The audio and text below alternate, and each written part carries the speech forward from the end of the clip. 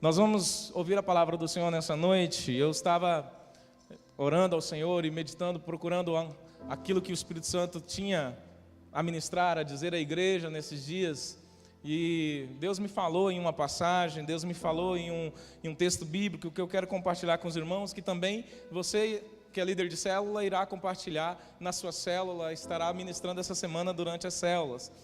E eu gostaria, como introdução dessa palavra, dessa mensagem, lembrar você de quando Deus criou o mundo.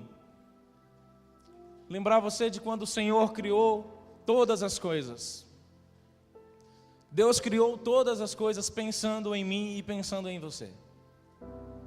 Quando Deus criou o mundo, Ele imaginou a mim, Ele imaginou a você. Toda a criação que você observa, que você olha, então, ela tem um propósito. Ela tem uma missão que nasceu no coração de Deus.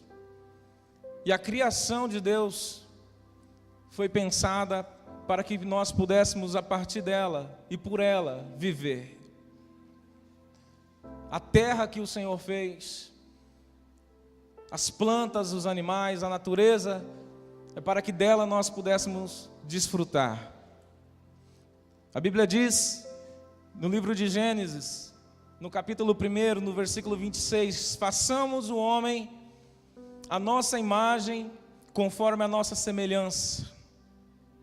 Domine ele sobre os peixes do mar, sobre as aves do céu, sobre os animais grandes de toda a terra e sobre todos os pequenos animais que se movem rente ao chão. Criou Deus o homem à sua imagem e à sua semelhança. Homem e mulher os criou. Deus os abençoou e lhes disse: sejam férteis, multipliquem-se, encham e subjuguem a terra, dominem sobre os peixes do mar, sobre as aves do céu e sobre todos os animais que se movem pela terra. Disse Deus: eis que lhe dou todas as plantas que nascem em toda a terra e produzem sementes, e todas as árvores que dão frutos com sementes. Elas servirão de alimento para vocês. E dou todos os vegetais como alimento, e tudo que tem em si fôlego de vida, e todos os grandes animais da terra, as aves do céu e todas as criaturas que se movem rente ao chão. E assim foi.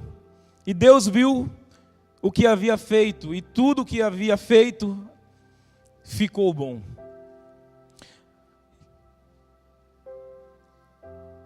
Deus criou o homem para que o homem pudesse se relacionar com a natureza e com os seus pares, com aqueles outros indivíduos aos quais Deus criou, imagem e semelhança dele.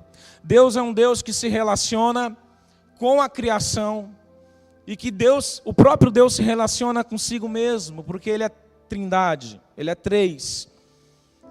Nosso Deus, Ele diz: façamos o homem à nossa imagem, à nossa semelhança. Ou seja, a relação já existe desde o princípio. Deus criou o homem com esse propósito, que ele pudesse se relacionar, que ele não estivesse sozinho. O pensamento de Deus, logo no início da criação, é que o homem não estivesse só. Então Deus faz também a alguém, a mulher, para ser companheira. O objetivo e o propósito de Deus no início da criação é que o homem também se relacionasse entre si. E nós estamos vivendo um tempo de separação. Desde que o pecado então entrou nessa criação, o homem vive um tempo de separação. Não é apenas uma separação entre o homem e Deus, mas é uma separação entre os homens. Todo o caos que o mundo hoje vive é por conta que o homem se separou de Deus e automaticamente ele se separou do próximo, do seu irmão. E o propósito de Deus em Cristo Jesus é, se não reunir todas as coisas, retornar todas as coisas para Deus, unidas com Deus e unidos uns com os outros. O propósito da cruz de Cristo é que Deus quer reunir todas as coisas. E eu gostaria de ler com você também o capítulo 1 de Colossenses, onde o apóstolo Paulo nos dá esse entendimento. Colossenses capítulo 1.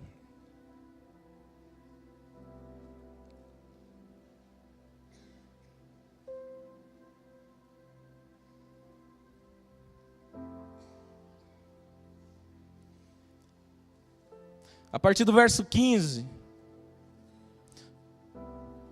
A Bíblia diz assim: Ele é a imagem do Deus invisível, o primogênito de toda a criação.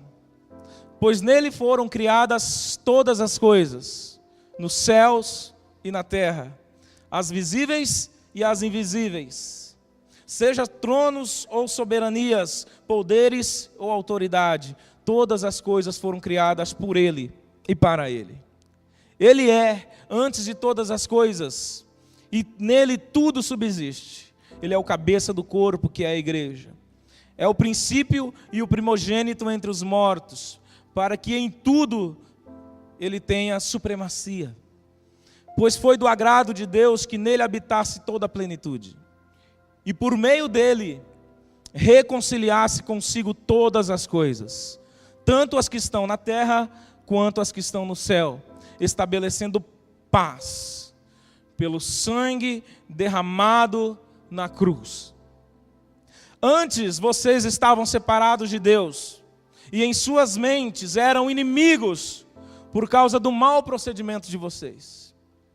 Mas agora Ele os reconciliou pelo corpo físico de Cristo, mediante a morte, para apresentá-los diante dele santos, inculpáveis e livres de toda e qualquer acusação. Desde que continuem alicerçados e firmes na fé, sem se afastarem da esperança do Evangelho que vocês ouviram e que tem sido proclamado a todos os que estão debaixo do céu. Esse é o Evangelho a qual Paulo e eu me tornei ministro. Amém? Deus então nos aceita de volta para Ele a partir do seu Filho amado Jesus. A partir da morte de Jesus, nós temos paz com Deus, estamos reconciliados com Deus. Mas nós não estamos reconciliados apenas com Deus, nós estamos sendo reconciliados uns para com os outros. Nós estamos nos relacionando com Deus, mas nós também estamos nos relacionando uns com os outros. A igreja é o corpo de Cristo. Deus está restaurando o seu corpo. O relacionamento que Ele pensou desde o início da criação, que Ele iria ter com o homem, com a sua criação. Através da igreja, nós estamos sendo reconciliados uns com os outros, para a adoração de Deus pela eternidade, do nosso Deus. Amém? Então agora eu gostaria de ler com você o texto da mensagem. 1 Tessalonicenses, capítulo 2, um pouquinho para frente.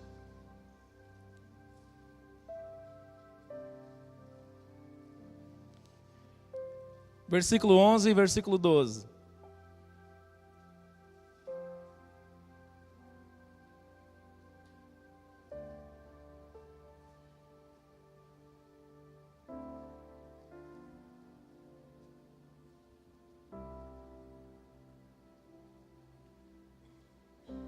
Primeira Tessalonicenses, capítulo 2.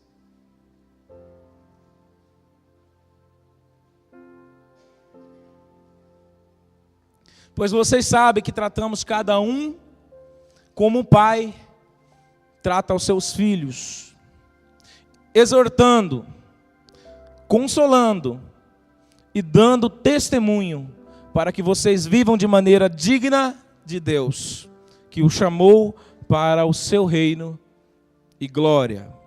Amém? O apóstolo Paulo apresenta aqui 3 verbos: exortar, consolar e testemunhar, dar testemunho. É a maneira como Paulo descreve o relacionamento que ele teve com os irmãos da igreja de Tessalônica, enquanto ele estava ali anunciando o Evangelho. Paulo estava naquele lugar, preparando a igreja, preparando o corpo de Cristo, trabalhando, servindo. E ele ensinou a igreja, ensinava a igreja, servia a igreja. E nesse momento ele estava enviando esta carta para esta igreja que estava nessa cidade. E ele está então aqui defendendo o seu apostolado, defendendo a sua missão, aquilo que ele estava fazendo no meio deles, enquanto ele estava com ele. E ele está dizendo: olha, enquanto nós estivemos com vocês, enquanto nós passamos aquele tempo servindo, nós tratamos vocês como um pai trata os seus filhos. Não é um mero relacionamento, é um relacionamento de pai e de filho.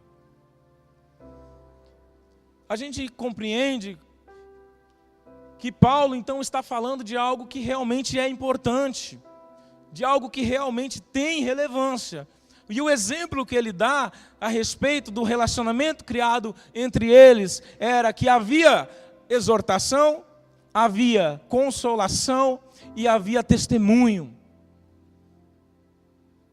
É um padrão de relacionamento ao qual o Paulo nos apresenta aqui. E ele explica isso nos primeiros versículos. Ele diz lá no versículo 3, pois a nossa exortação não tem origem no erro, nem em motivos impuros, nem temos intenção de enganá-los. Pelo contrário, como homens aprovados por Deus, a ponto de nos ter sido confiado por Ele o Evangelho, não falamos para agradar pessoas, mas a Deus que prova os corações. Paulo está dizendo por que ele estava na igreja. Nós estávamos com vocês não por ganância. Nós estávamos com vocês não para nos tornar rico próprio. Nós não aproveitávamos aquela situação para tirar proveito, mas nós estávamos ali para servir, para nos dedicar uns aos outros, para exortar, para consolar, para testemunhar. É o modelo de igreja a qual Paulo estava formando no princípio. Uma igreja baseada na consolação, na exortação. Por que nós estamos na igreja hoje? Você já parou para pensar por que você está na igreja? Por que você frequenta uma igreja evangélica? Por que você deixa a sua casa e você se reúne com os demais irmãos? Por que nós estamos criando esse relacionamento? Nós não estamos na igreja para competir.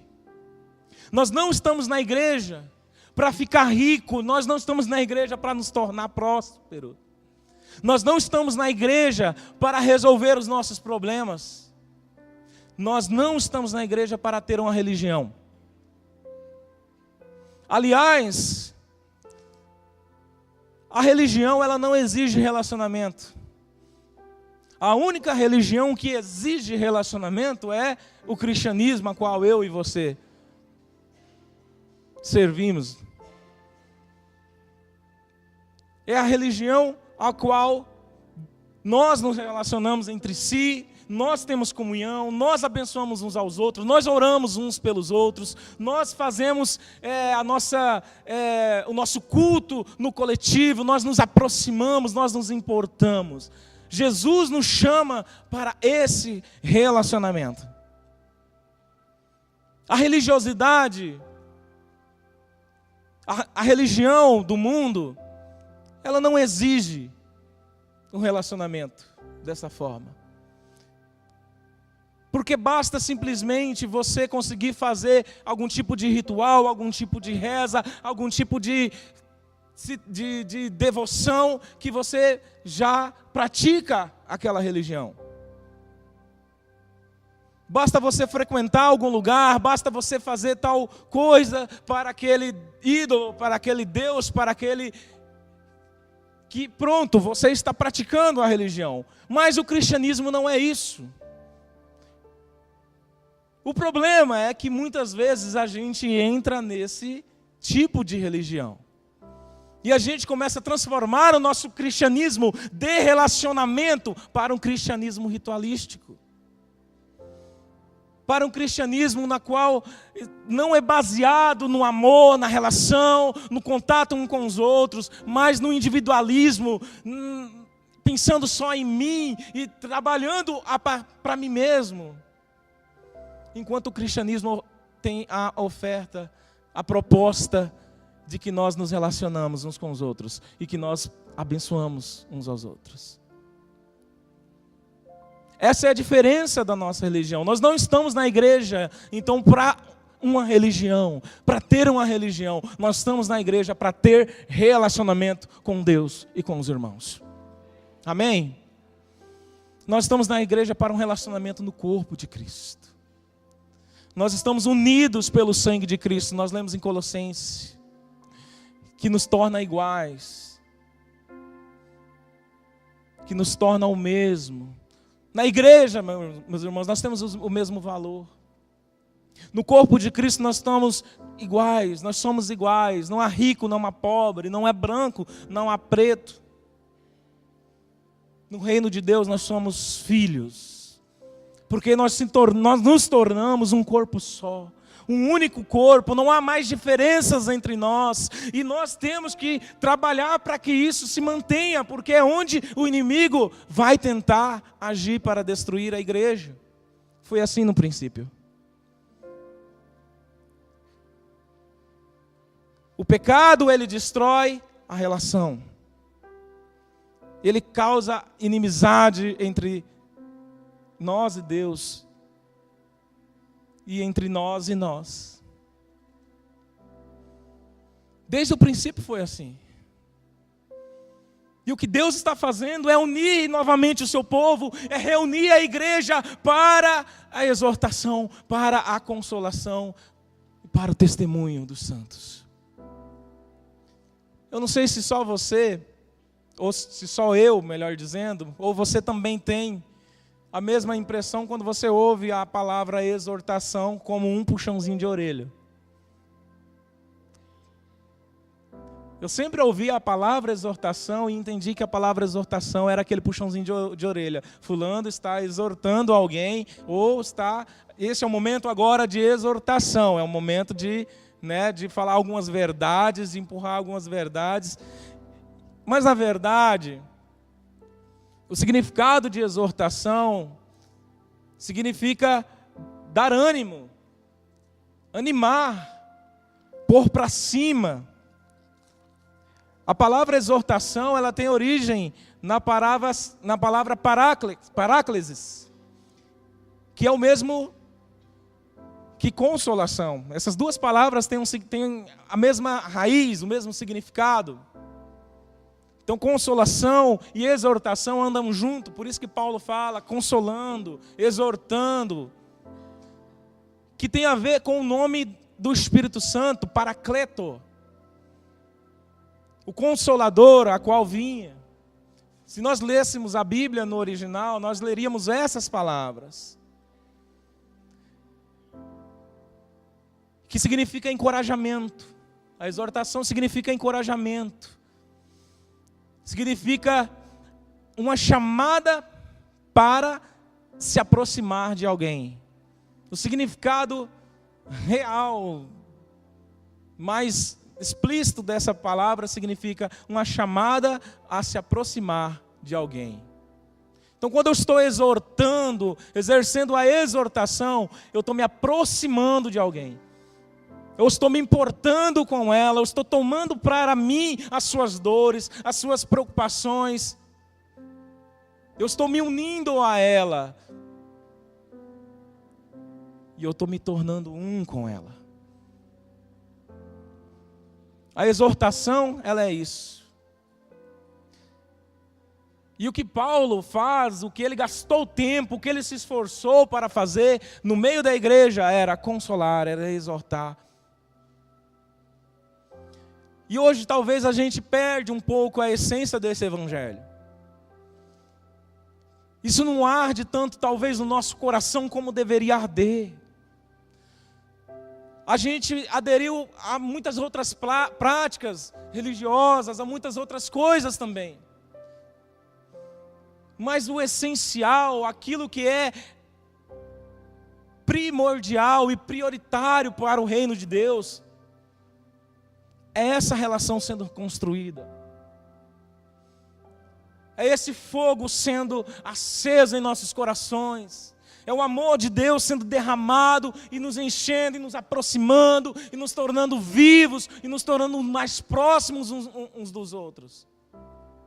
Esse é o Evangelho, esse é o significado da cruz. É a aproximação daqueles que estavam separados. Agora, através de Cristo Jesus, nós estamos indo para Deus, nos unindo, nos achegando a Ele, nos tornando como Ele, a imagem e semelhança do Pai.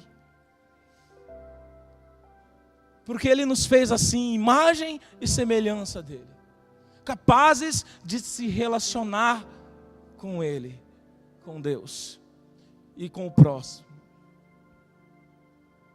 E nós temos um exemplo bíblico de consolação, de exortação do nosso amado Barnabé. Barnabé sabia que não é um nome, é um apelido. O nome desse personagem bíblico que a gente vê em Atos dos Apóstolos é José. Mas ele foi chamado Barnabé por conta da sua prática de amor, de exortação com os irmãos. Que os discípulos de Jesus o chamavam de Barnabé, que tem esse significado de um encorajador, filho da exortação. Barnabé, então, ele é um exemplo da Bíblia para nós. Você já deve saber muita coisa a respeito de Barnabé. Foi Barnabé que colocou Paulo na igreja, quando a igreja estava desconfiada, que Paulo não era tão bonzinho assim, Foi ele que apresentou, olha, meus irmãos, esse aqui é o Paulo.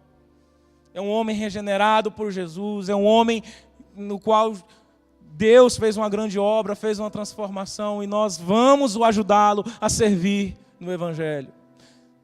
Era ele que aproximava as pessoas da igreja, e que quebrava o medo, que quebrava o jugo, que afastava a maledicência,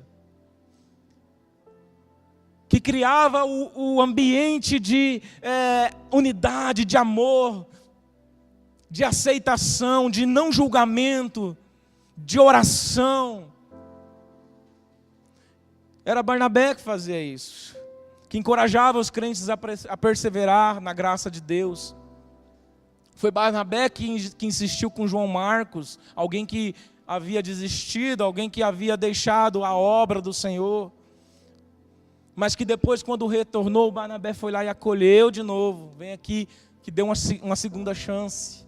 Alguém que acreditava, alguém que olhava para as pessoas e dizia assim: meu filho, você é um homem de Deus, você é uma mulher de Deus, e eu acredito que você vai se tornar uma bênção, vai ser uma bênção.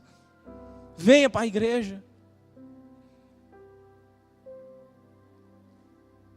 Esse é o ministério de exortação. Esse é o dom de exortação, porque exortação também é um dom. E é um dom derramado pelo Espírito Santo na igreja, para esse restabelecimento de amor. Exortar não é acusar. Exortar não é apontar o erro. Exortar é ensinar o caminho.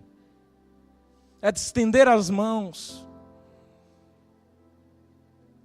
é abraçar, mesmo quando esse indivíduo a qual você está abraçando for alguém que você gostaria de que estivesse longe,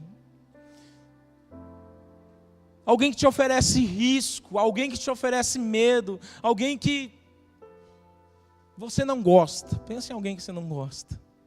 Pense em gente que você não gosta. Pense em gente que você não quer na tua casa.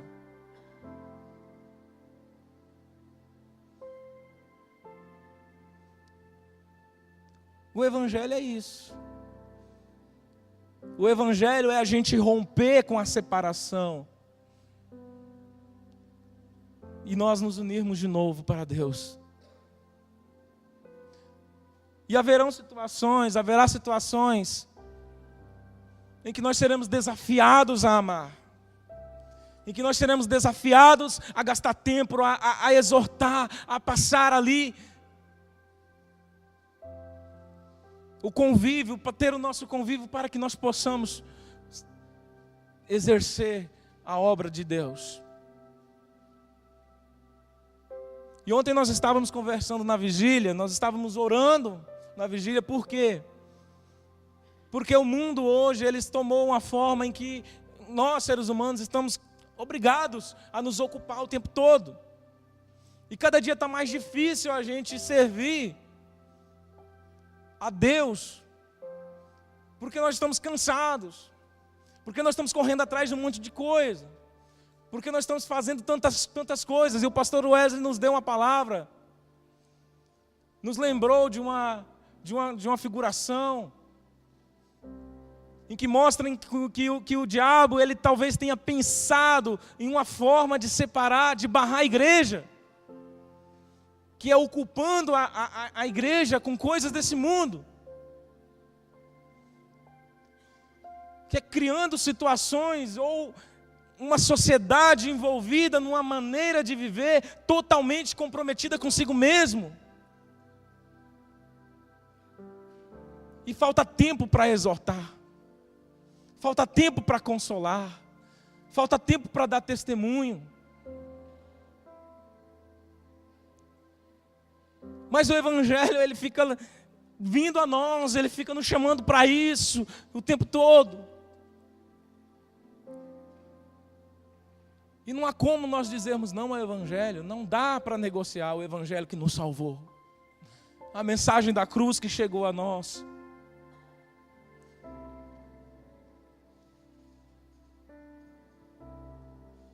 E o Espírito Santo, ele vem agindo na igreja. Ele vem movendo sobre a igreja os seus dons. E aí você está na sua célula e de repente Deus coloca alguém na sua célula quem você vai ter que amar. Mas alguém que é difícil de amar. Alguém que é difícil de caminhar junto. Alguém que é mais fácil você abandonar.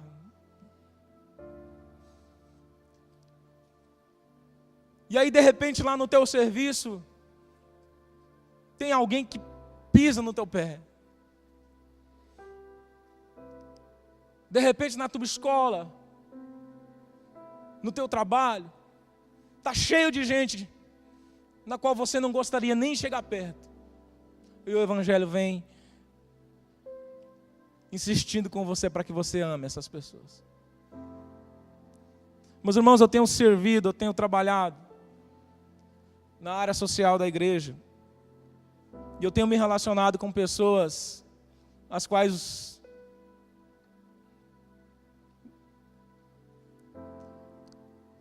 o mundo julga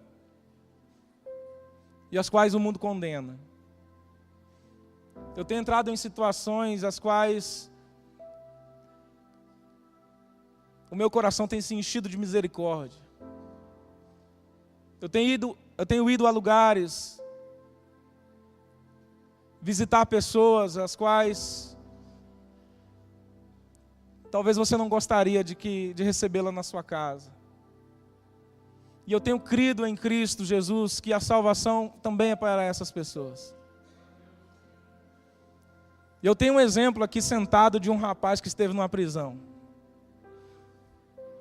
De um rapaz que foi missionário dentro da prisão. Porque um dia um homem de Deus entrou lá dentro e falou do Evangelho para ele. E no seu testemunho ele conta que ele abriu uma Bíblia para ver o que é esse negócio de Evangelho. E essa pessoa que roubou, que cometeu vários crimes, está aqui sentado no nosso meio hoje, restaurado por Jesus.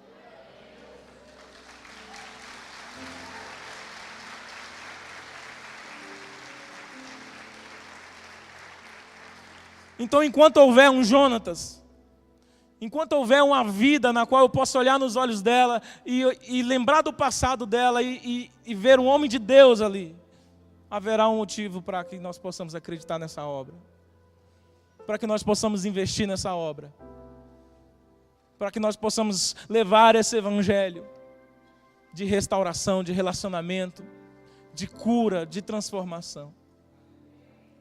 Como é que eu pratico a exortação, irmãos? A gente pratica a exortação dando estímulos.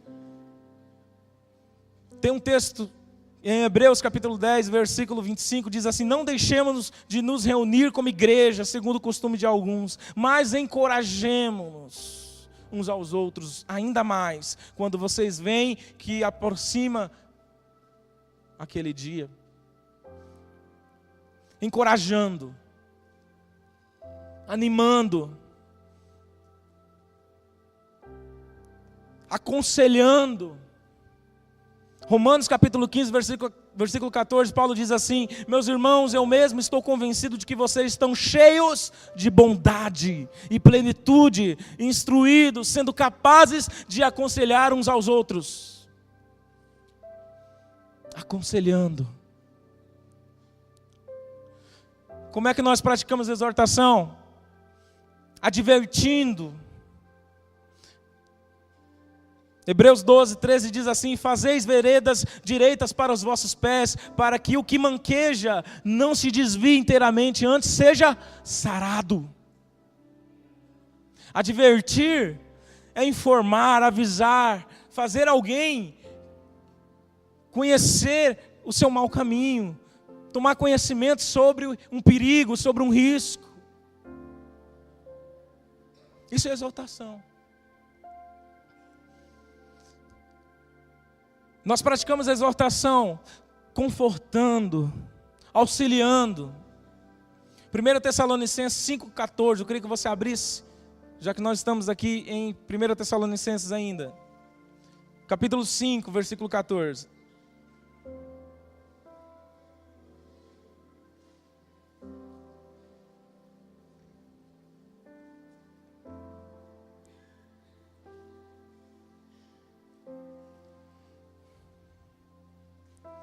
Exortamos a vocês, irmãos, que advirtam os ociosos.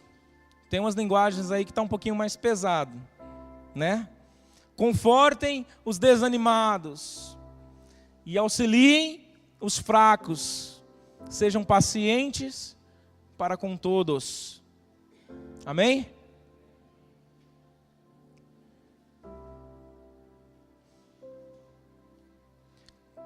Nós praticamos a exortação, gerando esse relacionamento de amor entre nós, criando entre nós essa aproximação. O outro verbo ao qual Paulo coloca, além de consolar e além de exortar, é testemunhar. Como é que nós somos testemunhas de Jesus? Como é que nós podemos ser testemunhas de Cristo? Primeiro é conhecendo a Cristo e se relacionando com Ele. Nós não podemos testemunhar daquilo que a gente não conhece, daquilo que a gente não sabe. Evangelho de João, capítulo 15, versículo 26, se você puder, abra também.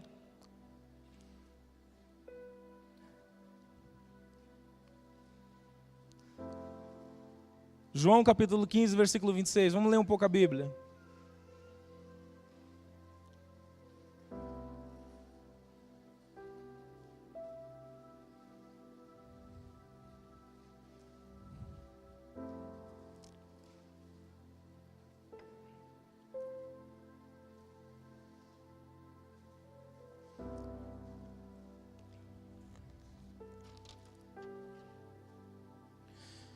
Quando vier o conselheiro, que eu enviarei a vocês da parte do Pai, o Espírito da verdade que provém do Pai, ele testemunhará ao meu respeito. E vocês testemunharão, pois estão comigo desde o princípio. Amém? O Espírito Santo é aquele que nos ajuda a testemunhar. Porque ele nos revela Cristo, ele nos mostra quem é Cristo, abre os nossos olhos, ilumina os nossos olhos. O pastor Luciano Subirá, ele tem uma frase que ele diz que o nosso testemunho é fruto de uma parceria entre nós e o Espírito Santo de Deus. Quantos aqui tem o Espírito Santo de Deus? Então você é apto a testemunhar da sua salvação em Cristo Jesus. Você se torna uma testemunha. Alguém vai olhar para você e vai ver algo de Deus. Alguém vai olhar para você e vai ver algo de Cristo. Você é uma testemunha viva da bondade e do amor de Deus. Ninguém pode ser testemunha daquilo que não conhece, daquilo que não sabe. Para ser testemunha, é imprescindível o conhecimento de Jesus. O nosso testemunho é fruto dessa parceria. Nós somos testemunhas de Jesus Cristo quando vivemos de um modo que reflete aquilo que Jesus ensina. Nós não podemos negociar os valores do reino de Deus. Nós estamos vivendo tempos difíceis. Nós estamos vivendo tempos em que nós estamos ouvindo muita coisa, e nós estamos tendo que decidir muita coisa. E nós olhamos para a nossa política, nós olhamos para o nosso cenário e nós vemos algumas situações que são complicadas para que eu e você, que somos cristãos, possamos decidir ali o nosso voto. E é preciso falar disso por quê? Porque nós somos do reino de Deus. Nós somos do reino de Deus e nós não podemos abrir mão disso. Nós temos valores e princípios, nós cremos na justiça. Nós propagamos a justiça, nós somos fruto da justiça de Deus. Então nós não podemos abrir mão dela. Nós temos que nos posicionar ao lado do reino de Deus. Não podemos deixar com que os valores aos quais nós cremos e nós acreditamos, aquilo que nós pregamos e aquilo que nós vivemos, se vai diante de qualquer discurso que a gente ouça, seja ele de qualquer ideologia qualquer. Nós precisamos ficar atentos, porque nós somos a imagem de Jesus Cristo. E aquilo que nós falamos, aquilo que nós repercutimos a partir de nós, revela algo para o mundo, uma imagem. E quando eu não reflito a imagem de Jesus, eu estou negando a cruz de Cristo. Eu estou negando o Evangelho de Jesus. Então fique atento nesse tempo, irmão, para que nós não negamos o sacrifício de Jesus na cruz do Calvário. Porque a salvação é para todos. O arrependimento é para todos.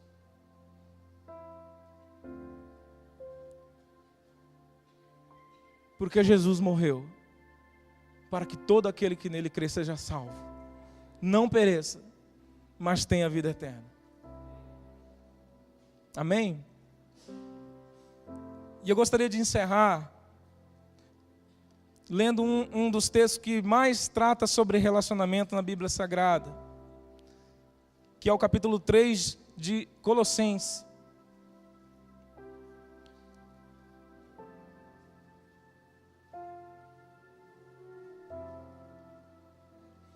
Colossenses capítulo 3, a partir do verso 8.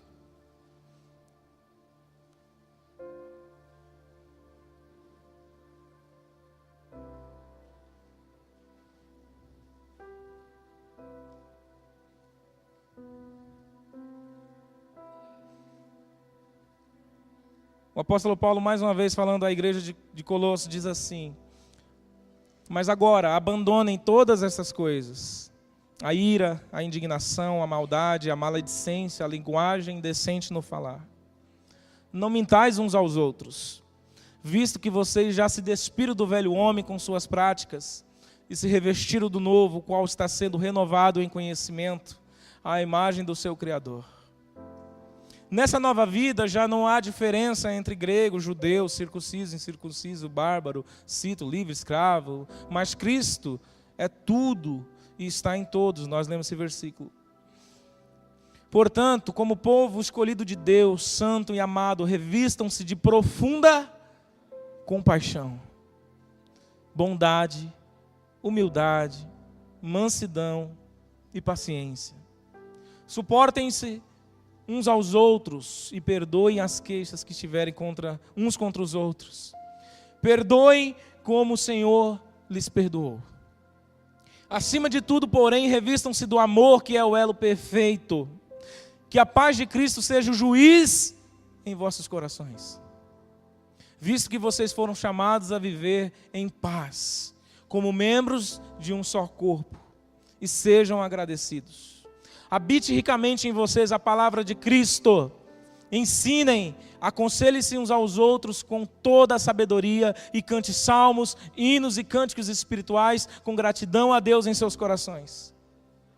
Tudo o que fizerem, seja em palavra, seja em ação, façam em nome do Senhor Jesus, dando por meio dele graças a Deus Pai. Amém? Irmãos, eu não tenho dúvida que essa palavra traz para nós uma sincera reflexão a respeito de como que nós devemos conviver uns com os outros, sociedade, igreja. Se nós nos basearmos nesse princípio, nós vamos nos posicionar diante dessa política, diante daquilo que se oferece nesse estado em que nós estamos vivendo. É só observar versículo a versículo e ver o que convém. Que eu sei que Deus vai falar no teu coração e vai nos direcionar para um ambiente seguro na palavra de Deus. Nós não abriremos mão do Evangelho. Nós não negociaremos aquilo que Jesus nos ensinou e aquilo que a palavra de Deus nos ensina através dos apóstolos. Para a glória do Senhor. Eu quero convidar os irmãos do louvor.